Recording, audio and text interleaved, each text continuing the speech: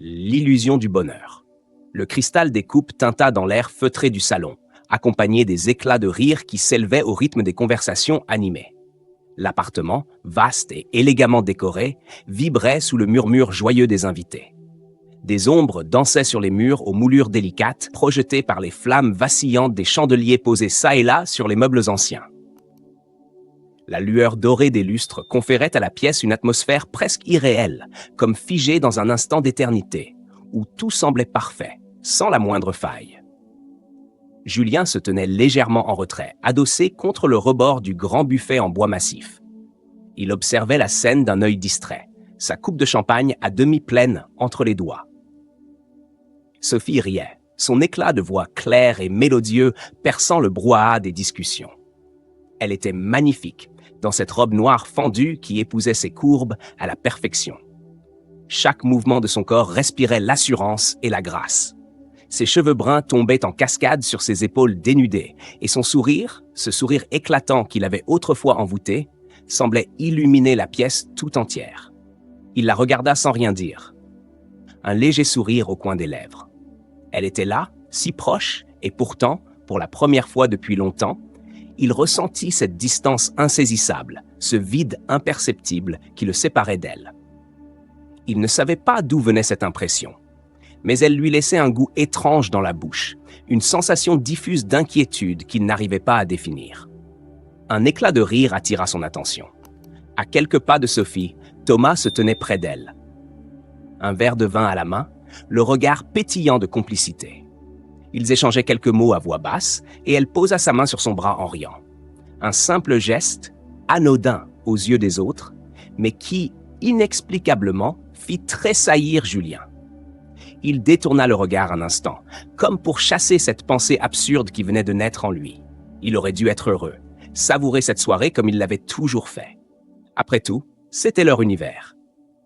Leur monde soigneusement construit au fil des années. Ils étaient ce couple envié de tous, celui qui semblait incarner la réussite, la stabilité et l'amour. Leur vie était réglée comme du papier à musique, entre dîners mondains, week-ends à la campagne et vacances au bord de l'eau. Il n'y avait aucune raison de douter, aucune raison de s'interroger. Pourtant, ce soir-là, une fissure imperceptible se creusa dans cette façade parfaite. Il observa Sophie, une fois de plus, cherchant dans son regard une lueur qu'il a peut-être cessé de voir. Mais elle ne le regardait pas. Elle souriait encore, mais ce sourire, il lui semblait soudain étranger. Le doute. Le doute ne s'impose jamais avec fracas. Il se glisse dans les interstices du quotidien, insinuant son poison avec une patience cruelle. D'abord insignifiant, il germe dans l'esprit et s'enracine lentement, jusqu'à devenir une évidence impossible à ignorer. Julien ne savait pas encore à quel point il allait en être prisonnier. Ce fut un regard, d'abord. Un regard trop appuyé, un échange de quelques secondes entre Sophie et Thomas, rapide mais chargé d'une intensité étrange. Puis un rire un peu trop franc, un peu trop complice, comme un murmure qui n'aurait pas dû être partagé. Julien n'y prêta pas immédiatement attention, rejetant ses sensations comme de simples impressions sans fondement. Après tout, Thomas était un ami de longue date, presque un frère pour eux. Sophie l'avait toujours apprécié, mais n'était-ce pas normal ? N'avait-il pas toujours fonctionné ainsi, dans cette entente légère et naturelle ? Mais une fois que le doute s'était immiscé, il devint impossible de ne pas voir. Un soir, lors d'un dîner entre amis, alors que les conversations s'entrecroisaient dans un tumulte joyeux, Julien surprit un geste. Sous la grande table en chêne, entre les verres de vin et les assiettes à peine entamées, il vit une main frôler une autre. Un contact furtif, presque imperceptible, mais qui le frappa comme une décharge. Le bout des doigts de Sophie glissant contre ceux de Thomas, un geste si rapide qu'il aurait pu ne jamais le remarquer. Mais il l'avait vu. Son estomac se contracta. Avait-il rêvé ? Il se força à détourner les yeux, à respirer lentement, à ne pas laisser la vague d'angoisse qui montait en lui tout submerger. Il n'allait pas se laisser gagner par la paranoïa. Il était fatigué. C'était tout. Mais alors, pourquoi cette sensation persistante d'être exclu de quelque chose ? Les jours passèrent, et avec eux, cette impression devint de plus en plus oppressante.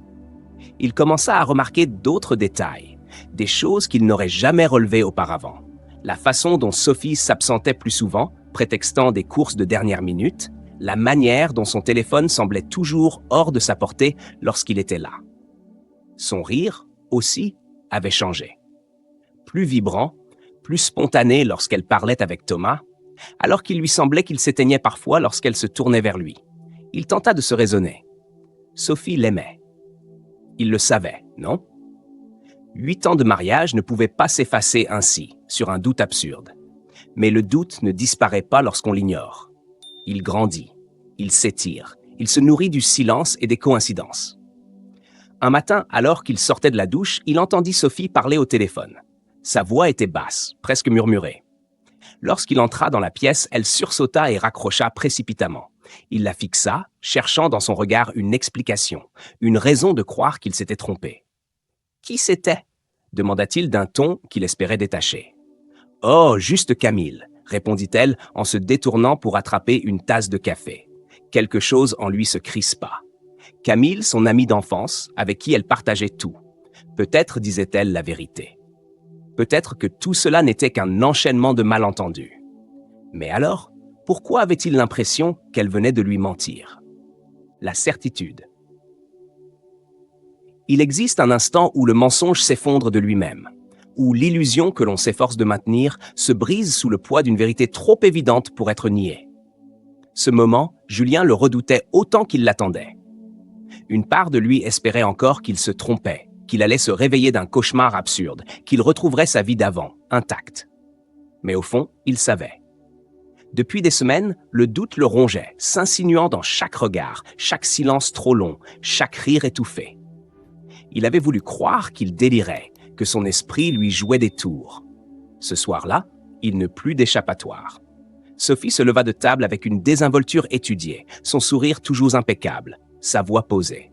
« Je reviens dans un instant », dit-elle en effleurant l'épaule d'une amie assise à côté d'elle.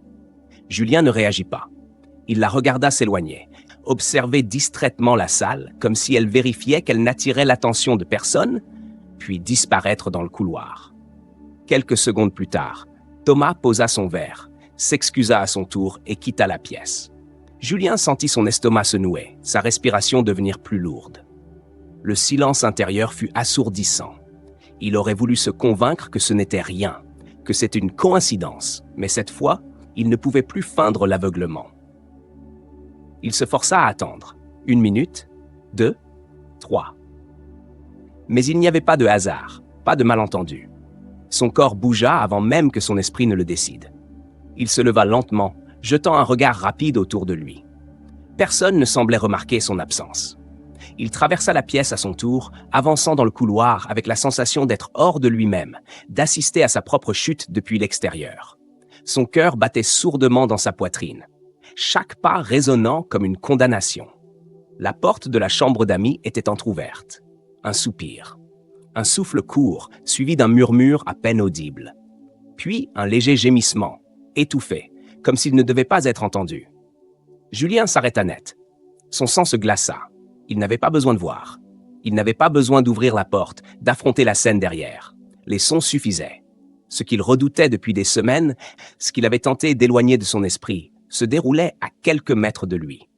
Il aurait pu entrer, hurler, briser ce moment d'une violence silencieuse. Il aurait pu attraper Thomas, le projeter contre le mur, lui faire payer sa trahison. Il aurait pu arracher Sophie à cette étreinte, la forcer à affronter son regard, la confronter à l'effondrement de tout ce qu'ils avaient bâti ensemble. Mais il ne fit rien. Il resta là, figé, incapable de respirer, incapable de bouger. Le monde autour de lui s'écroulait en silence, le masque. Il y a des douleurs qui ne se crient pas, des trahisons qui ne s'affrontent pas dans l'instant, mais qui s'enfoncent en silence comme une lame froide entre les côtes. Julien était debout dans ce couloir, pétrifié devant cette porte entr'ouverte, et à cet instant précis, il comprit qu'il venait de perdre quelque chose d'irréparable. Il ne savait pas combien de secondes, combien de minutes. Il resta ainsi, à écouter le bruit feutré de sa propre destruction. Il aurait pu s'effondrer, il aurait pu crier. Mais il n'en fit rien. D'un pas lent, presque mécanique, il recula. Il tourna les talons et marcha vers le salon, comme si rien ne s'était passé. Les rires résonnaient encore, les verres s'entrechoquaient. les conversations se poursuivaient dans une insouciance cruelle. La fête continuait, indifférente à la tempête qui ravageait son cœur. Il traversa la pièce d'un pas assuré, reprit sa place à table et attrapa sa coupe de champagne. Il but une gorgée. Le liquide pétillant explosa sur sa langue, mais il ne sentit rien. Plus rien. Autour de lui, on plaisantait. On évoquait des souvenirs communs, des anecdotes légères. Il entendait des éclats de voix, des rires, le tintement des couverts contre la porcelaine. Il se força à sourire, à hocher la tête au bon moment, à lâcher une remarque amusée quand il le fallait. Il était là, assis parmi eux. Et pourtant, il n'était plus qu'une ombre. Quand Sophie réapparut enfin, il n'eut pas besoin de chercher son visage pour savoir. Il savait déjà. Elle avançait avec une aisance feinte, son pas légèrement précipité, comme si elle craignait d'avoir tardé. Ses joues avaient une teinte plus rosée. Son souffle était encore un peu court, malgré ses efforts pour masquer son trouble. Ses doigts lissèrent un pli imaginaire sur sa robe noire. Elle s'efforça de sourire, mais son regard trahissait une tension qu'elle ne parvenait pas à effacer totalement. Julien la fixa un instant, détaillant chaque micro-expression, chaque indice. Son cœur ne se serra pas. Il n'y avait plus de place pour la douleur à cet instant. Seulement un vide immense. Il leva son verre, sa voix calme, posée, maîtrisée à la perfection. À l'amour. Le silence fut bref, imperceptible pour les autres, mais pas pour elle. Sophie s'arrêta un instant, les doigts crispés sur le pied de sa coupe. Son regard croisa le sien et il vit le frisson qui parcourut son corps. Il n'avait pas crié, il ne l'avait pas accusé, il n'avait pas dévoilé ce qu'il savait. Mais il n'en avait pas besoin. Elle comprit. Son sourire se figea, son souffle se suspendit une fraction de seconde.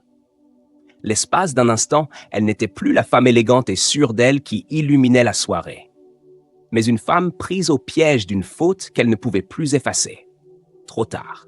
Il porta son verre à ses lèvres et but lentement, savourant l'amertume du champagne qui lui semblait avoir le goût du fer. Puis, il détourna le regard et poursuivit la conversation avec un naturel glaçant.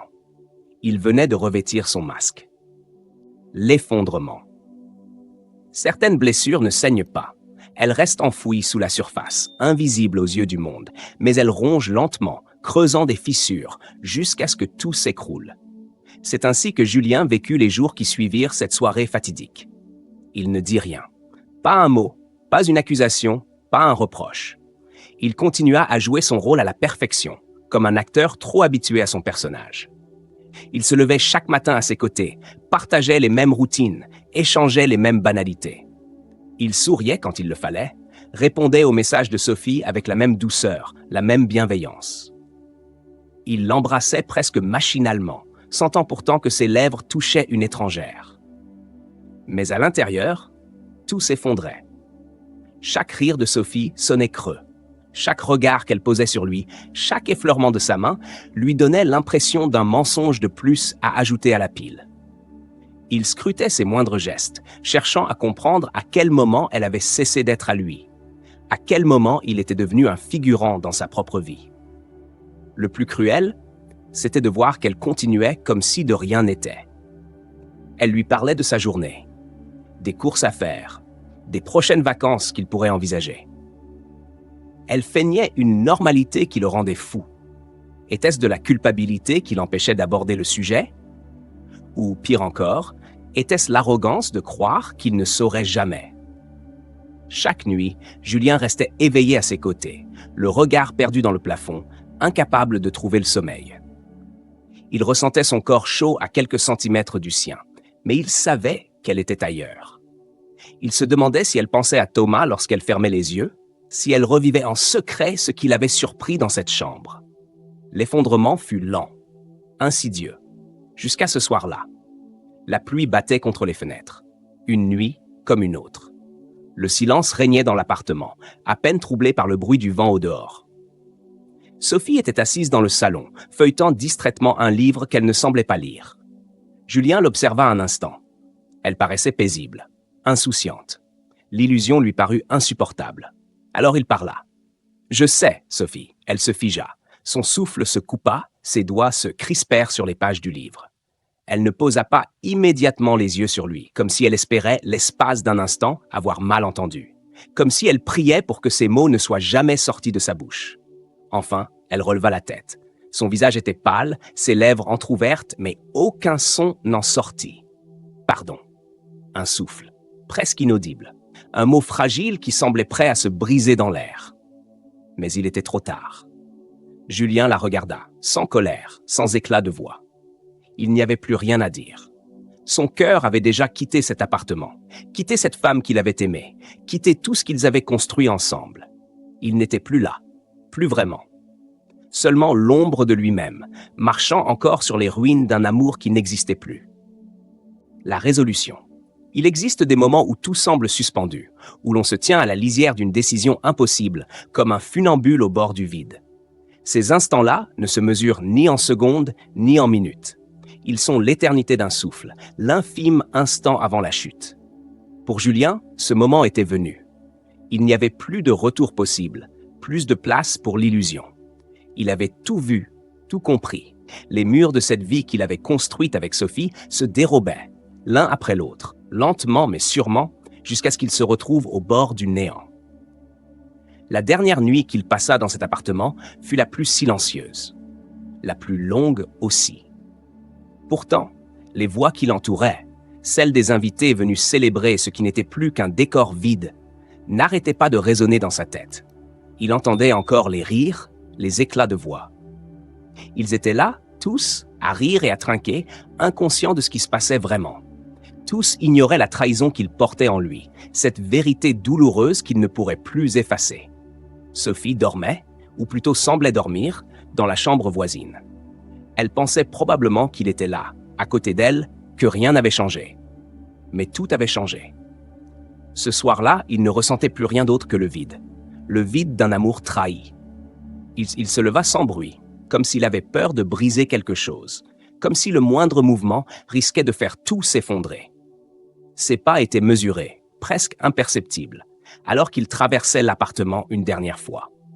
Il regarda chaque pièce, comme s'il voulait emporter avec lui chaque souvenir, chaque vestige de ce qui avait été.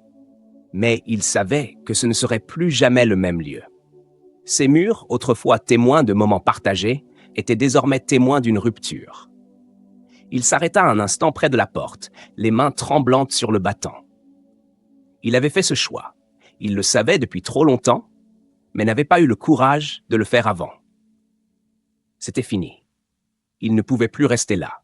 Ce n'était plus sa vie, plus son foyer. Il était devenu un étranger dans la maison qu'il avait construite, un témoin de sa propre disparition. Un souffle profond et il tourna la clé dans la serrure. Il quitta l'appartement sans un mot. Il n'avait pas besoin de parler. Il n'avait plus rien à dire. Les mots, depuis longtemps, ne servaient plus à rien. Il n'avait pas besoin de faire des adieux, de chercher une réconciliation qui n'avait plus de sens. C'était là toute la cruauté de cette situation. Il avait compris que la trahison, dans sa forme la plus dure, n'était pas simplement l'acte en lui-même. C'était la prise de conscience que l'on a été trompé, non pas par quelqu'un d'autre, mais sous ses yeux, dans l'intimité d'un amour que l'on croyait encore partagé. Il quitta cette maison en silence. Ses pas résonnèrent dans le hall d'entrée, une mélodie funeste qui, désormais, ferait écho dans sa mémoire. Il laissa derrière lui un mariage brisé, un monde qu'il avait cru invincible. Des années de promesses et de projets écrasés en un instant, réduits à néant par un simple regard, une simple touche de main, un simple murmure d'amour perdu. Mais ce qui le brisa, ce n'était pas l'infidélité. Non, ce qui le déchira le plus profondément, c'était de comprendre qu'il avait vécu tout ce temps dans une illusion d'amour, une illusion de fidélité, une illusion de bonheur. Et dans le plus cruel des retournements, il comprit que la pire trahison n'était pas d'avoir été trompé, mais d'avoir été trompé en sa présence, d'avoir vécu dans ce mensonge en toute conscience. Il marcha dans la nuit noire, sans regarder en arrière, sans chercher à savoir si elle allait le rattraper, si elle allait se battre pour lui. Tout cela était terminé. Il n'y avait plus rien à sauver. Il avait pris la décision de partir, et pour la première fois depuis des semaines, il se sentait libre. Le silence, ce silence lourd et oppressant qu'il avait envahi dès qu'il eut compris, ce silence était devenu sa sentence. Plus terrible que toutes les paroles. plus dévastateur que toute la colère qu'il aurait pu crier. Parce qu'il savait qu'à partir de ce moment-là, il ne reviendrait jamais en arrière. Il était seul, définitivement seul, dans ce monde qu'il avait quitté pour de bon.